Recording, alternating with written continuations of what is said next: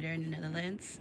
It's summertime, so I'm thinking this is the right moment to give you an update about my court with the Dutch government. Yesterday, I spoke to my amazing lawyer that I know for 17 years. He's the one who helped me also make my healthcare company, Thuiszorg Ernestina firm. I've been knowing him for years. He is a human rights attorney, and he is one of my best friends in the world. Our love is unconditional, and he is a human rights attorney, and I love him very much. I don't know if you can say if you can love your lawyer, but in my case, I really love my lawyer. He's phenomenal. He's fantastic. He's been my main support in the crisis surrounding my son. Um, when he wasn't my lawyer yet, he went with me to the office of the child protection, and he really gave me the support that I needed. And later on, when the Human Rights Court in French advised me to do this case, I couldn't ask for a better lawyer than to ask him to represent me in this case. Um, it's I've been working with him for over 17 years.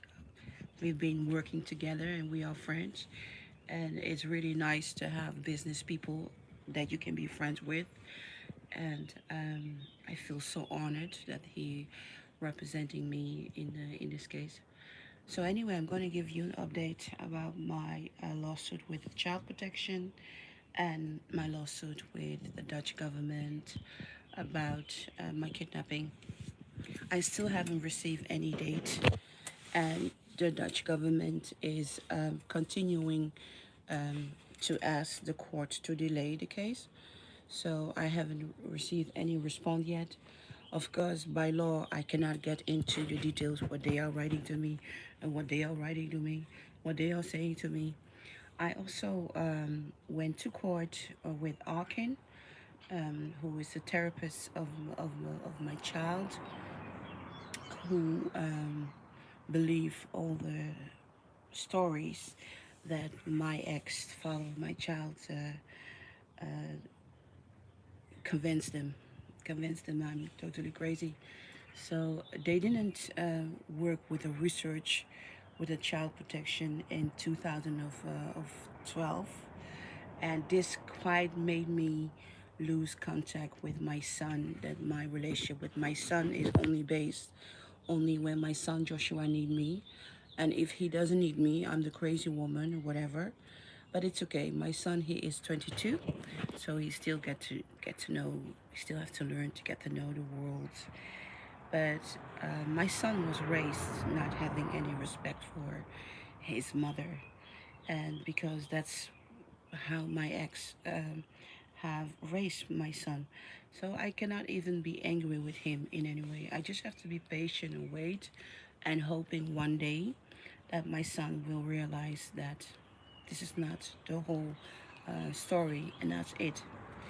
My lawyer is amazing in this story. He is an uncle, and he's not a father, but he's a very father type. He did not want to have any children. Maybe now he's older. He's not my love interest. He's not my love interest, but he's very dear to my heart, and he loves children, and he loved my son, Joshua. And so we are waiting. We are really waiting. The sad part is that just give me a moment to show you something in between. This is my roses from my garden where I'm sitting. So while I'm talking to you, I'm looking at this beautiful, gorgeous roses. Unbelievable, you see? These are really, really real. Oh, let me show you. Just I really, really have to show you where I'm sitting and what I see. So the therapist Arkin is one of the huge mentally support therapists in Amsterdam. They um, really abused me financially because my ex wasn't totally capable to financially, emotionally take care of the child. And what they did is hiding away the truth that they know that the father of my child had drugs and drinking addiction. So this made me lose a lot of years, and um, and I went to court also with them in the same case with the child protection, saying, "Hey, look what you did to me. This has really caused my relationship between me and my son, Joshua." They are in the same case. They have not responded yet, and I'm very curious what they are going to say. You know, the point of everyone in my case, in my life, is that the problem that they're having with me is that I'm saying that Michael Jackson is my father. I mean, that's the point where everyone really thinking like, you know, this woman, she's delusional. She's really thinking Michael Jackson is her father, so she cannot be fit to be a good mom. You know, there's a lot of people in the world who say that they are distant from Leonardo da Vinci, or they are distant from the Queen House or whatever. So, what the government is quite saying, if you have the idea that you are family to one of a very important, famous person, then you are not a capable of raising a child. I mean, that's the point that they've been using against me, the only thing that they have against me. Because reality is that my mental behavior have never been this way.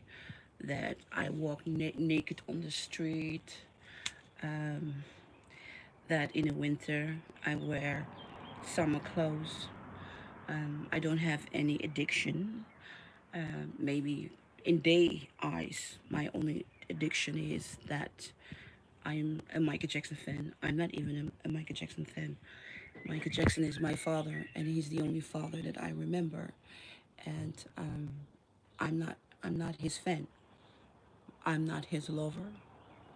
I am his daughter, and I didn't know Michael Jackson was my even my father since I was kidnapped in 1984. So this is so interested the case because going through the lawsuit the last 15 years, there were judges who did not care about where I I came from or what I think, and they sincerely saw that I'm a nice mother. I'm a mother who trying and do my best, etc. But I wasn't lucky because I really had to deal with white privilege.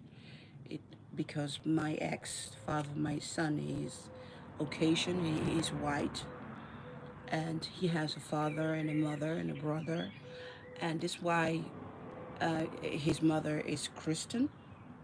So, in a way of the in the way of the child protection and children, how do you say it, jeugdzorg. I don't know, the youth care, jeugdzorg. They say, you know, if you are Christian, you come from a Christian family, then you are doing well. And you know, the grandmother of my son, she come from a Christian family. So my ex suddenly said he is Christian. Well, he never did anything with that. Anyway, me, I am black, Afro American, Dutch Haitian, I like to say, and I wasn't. And oh my God, and I'm saying that Michael Jackson is my father. You know, that crazy black artist who suddenly became white and maybe was a pedophile, Can you see it? So many things were going on that they say, that woman, she must be really, really crazy, thinking that way, and and and you know, my adoption was ended. So they said, God, she's coming from Haiti, and then she's divorcing her adopted parents. So she should be very lucky that she came into an adoption, and then adoption ended, and so they were all very judgmental about my life and the things that I stand for. So with that all in mind, I wasn't good enough to be a mom, to be with my child. Even the first 4 years of my child life, I raised my son almost totally alone, and I did an amazing job. So the basic of my son is very well, and then and I tried. Even my ex was very abusive. I was thinking about Amber Hart and Johnny Depp. She said that she was very abused by Johnny Depp, what I believe, and she went to talk about it in a magazine, saying, I'm a woman. I survive abusive relationship. In my case, is that I can say whatever I want. That I come from an abusing relationship, because the father of my child, he abused me severely when I was pregnant of Joshua. This is where I found out that he was a drug addict, because I was very young when I met the father of my child. I was 19 years old, just came from my boarding school, didn't have any brothers, sisters, family to protect me. And the father of my son, he is a guitarist. It was really love at first sight. Absolutely love on first sight. I really believe in love at first sight. And he was 21. He was 2 years older than me, and he was just great. I still today, I think I had the child with the love of my life, father of my son. Um, Amazing person. He was just absolutely amazing if he didn't use any drugs. So Amber Rose was talking about that, how wonderful and how great Johnny Depp is if he's not using any drugs. So for me, I found out that the father of my child was so heavily addicted when I was pregnant. And we were almost together 4 years in a relationship. We were almost, and and I knew something was wrong with him, but because I was so young and didn't have the experience of adults or experience with drugs, I couldn't find out what it is. I couldn't find out what it was that made him. Anyway, we really planned this baby together, because medically it will be very hard for him to conceive children. So we throw away condoms, protection. And the doctor said it could take us years. And I really wanted to have children, really, really, really wanted. And I really wanted to have his children. Um, and then I was pregnant, and then I was like, what? So I went to the doctor and said, hey, you said it will take years before we are pregnant.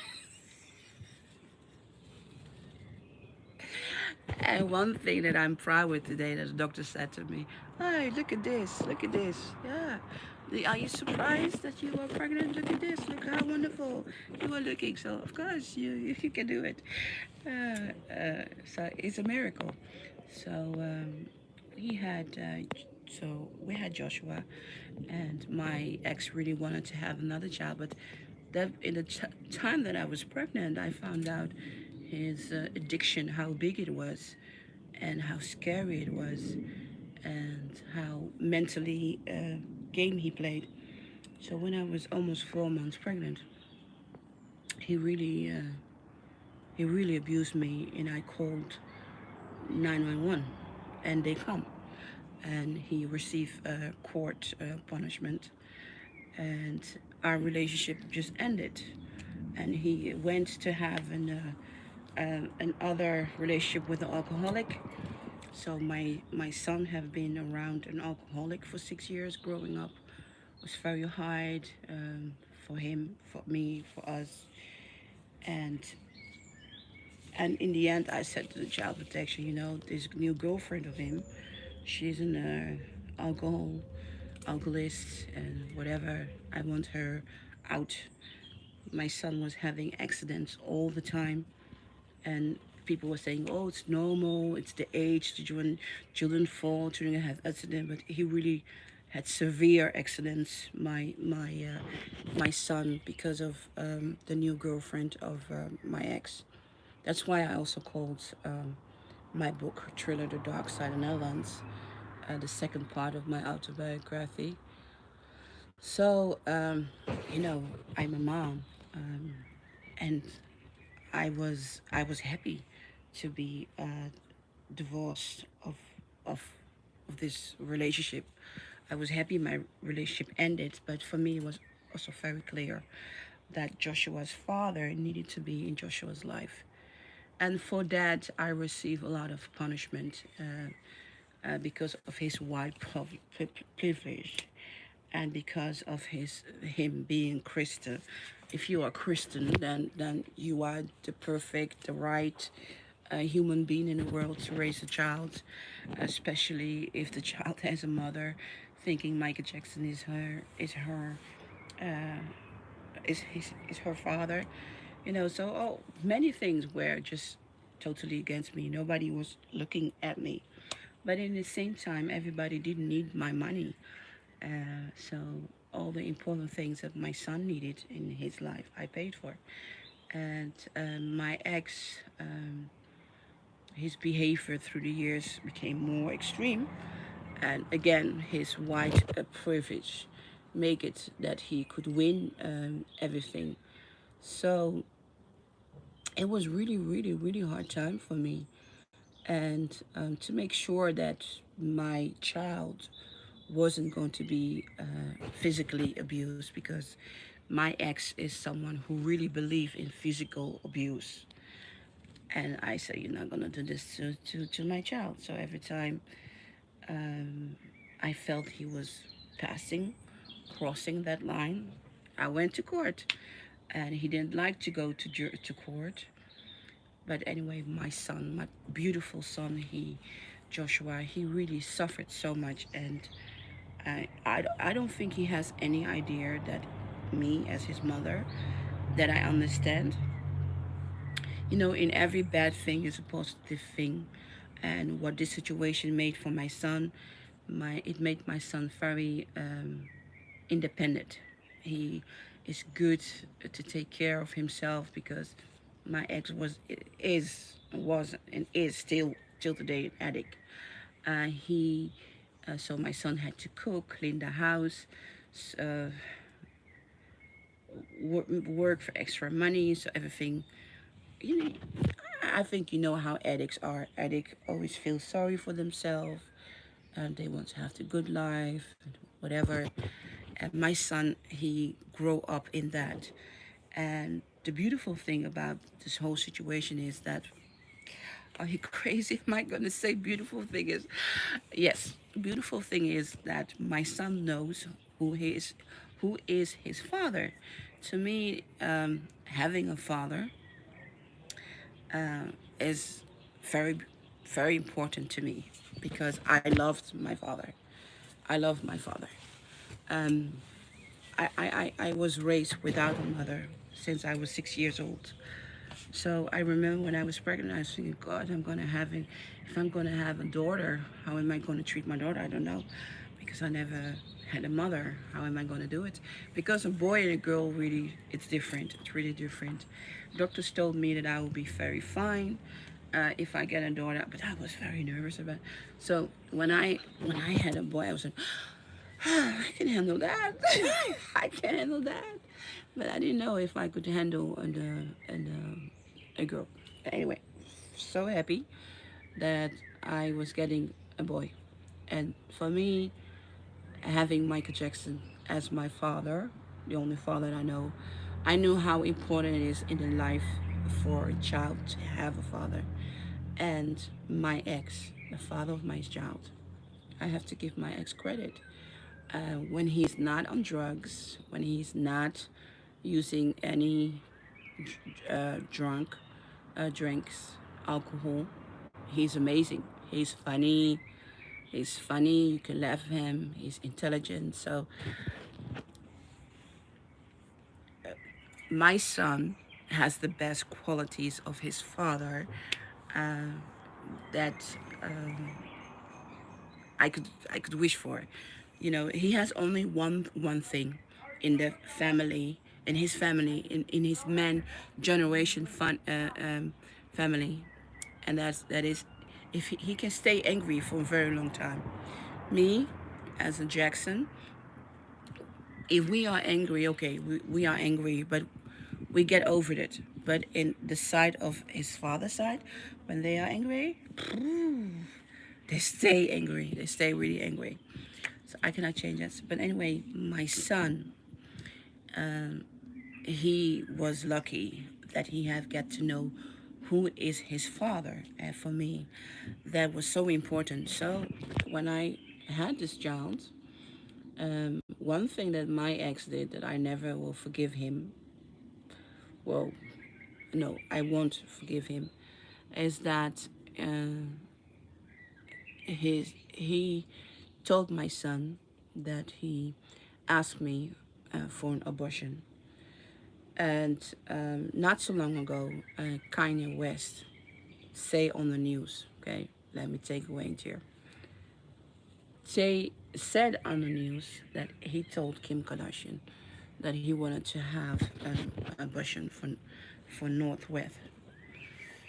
And when I know when he said that this was the end of the marriage, Kim wasn't going to deal with that. So this emotion I understand so well because I've been there.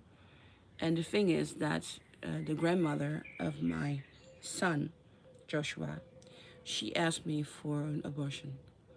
And I remember when I was pregnant and my ex came back after he get punishment from the law, the court.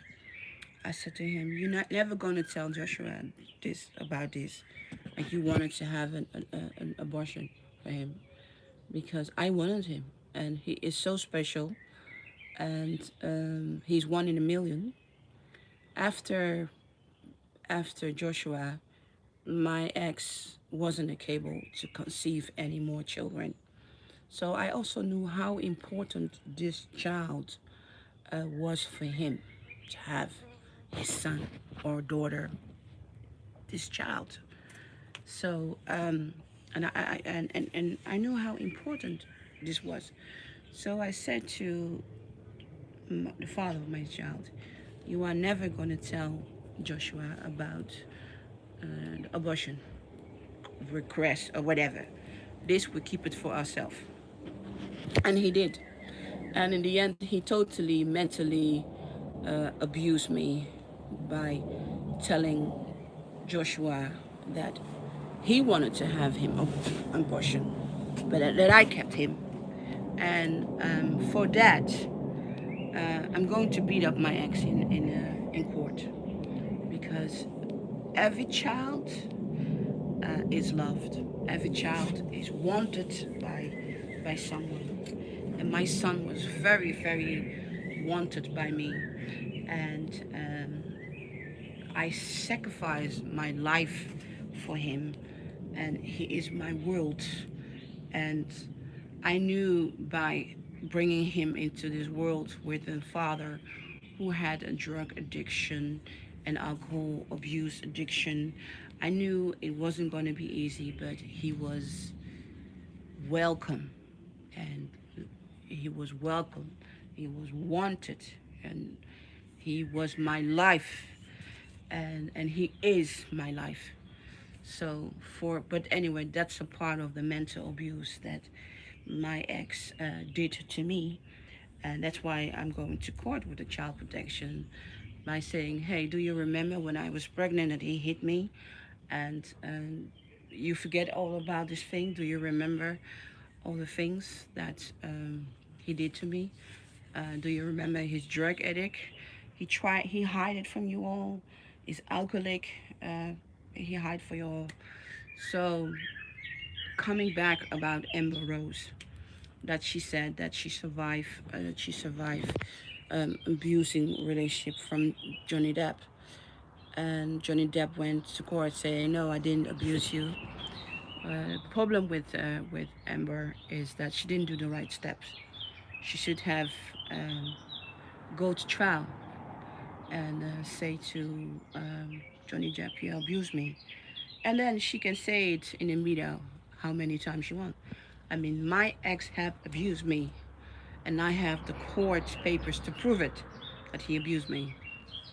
So he cannot sue me for millions because I'm destroying his name, whatever, blah blah blah blah. So and Kim Kardashian, I think she is brave. I listen. I don't like the Kardashian family. I don't like them. I don't find them nice people. But nothing is black and white in this world. But when when Kanye West said that he was happy that Kim Kardashian kept Northwest, that she didn't do any abortion. That's when I knew the marriage was over. And I'm still waiting for the moment that Kim is going to kick, is going to kick, going to kick Kanye West really good, so good that you really feel it, because you don't say that because as a mom, as a person, it's so welcome, you know. Um, Me, let's say that I was pregnant and I did not want to have Joshua, and my ex wants to have Joshua, then I would have carried Joshua, and I would have give Joshua to my ex. I said, okay, you want this baby, that's it. If you don't want, yeah, but that's me. I'm the kind of woman, if I will have give that baby to uh, father of my child, but I know that my father of my son, that he wasn't a monster in that moment. Um, that he will be very happy with his son.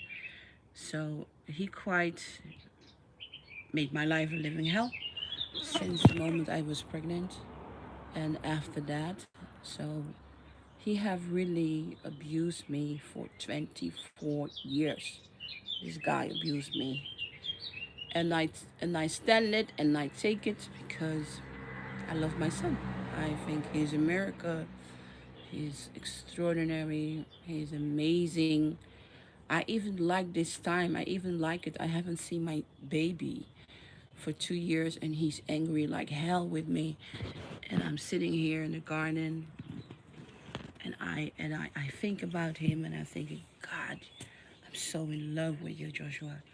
So in love with you finding your own place. Next month he's going to be 23 years old. I'm so in love with this guy, and I love fighting with him. I love every moment of my life. I love with him. I love him. I'm in love with him.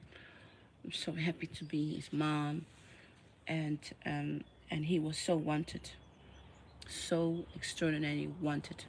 So Kanye West to have say something like that to Kim Kardashian, ooh, I have really feel her pain. I really feel pain. So this case with child protection is about how dare you, how dare you, after saying I'm not good enough, I choose for this baby. I sacrificed my life for this baby, and I wanted this child to have a father, And then because of racism, because of apartheid, and because of white privilege, you say I'm not good enough to be a mom just because where I come from. I'm good enough to make money, take care of my son, being CEO of a healthcare company that I built up from nothing. I started working in a healthcare when I was 15 years old. My first ever job was working in daycare, taking care of babies. And then I became a very successful nanny. I worked for many families. I took care of the children, the household, the family, and then I have my own child with an addict, a drug addict, and a white privileged uh, fake Christian guy. And then you tell me I'm not good enough to take care of my son, not good enough to see my son because of your ideas about me. So this case is so important. And then the mental health institute, Arkin in Amsterdam, where my ex was getting treatment, and I wanted my child to be connected to a therapist to help him deal with the addictions of my father. And then they made it worse. They made it worse between me and my child, and they made it worse for me. So every time they needed money, my child needed a bicycle, his father didn't have any money, I have to pay that. And then when there was a new investigation from the child protection, this Arkin, this mental health institute, refused to talk to the child protection people to confirm that my ex was such an addict and alcohol addict, drug addict.